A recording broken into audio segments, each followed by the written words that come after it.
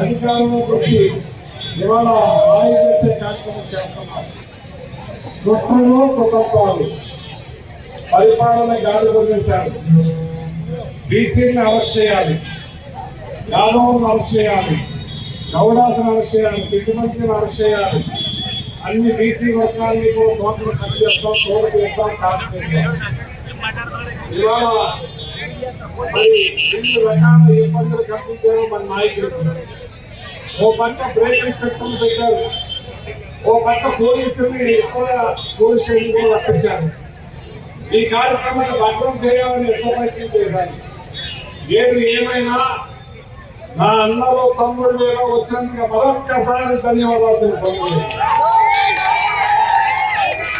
కారుమూరితో మీరు మీతో కారుమూరి కలిసి కడుతో ఏదైనా ఏమైనా ఏ అవసరమైనా దేనికైనా దేవుడికి తప్పించి భయపడని చెప్పి సందర్భంగా మనం చేస్తున్నాం.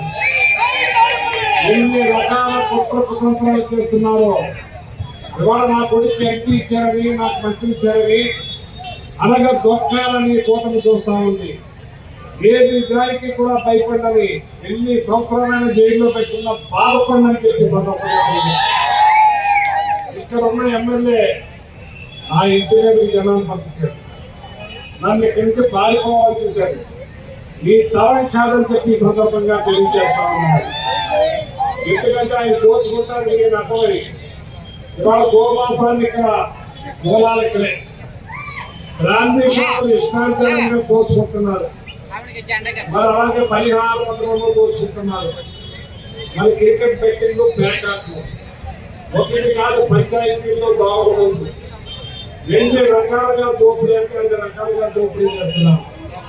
ఏది చేసినా మీ బాగోగులు చూడమనే మేమని చెప్పి సందర్భంగా తెలియజేస్తున్నాం.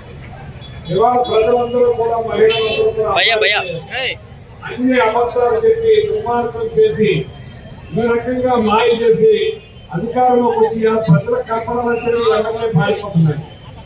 ఎమ్మెల్యే దోచుకుంటానికి దాచుకోవడానికి ప్రయత్నిస్తున్నారు.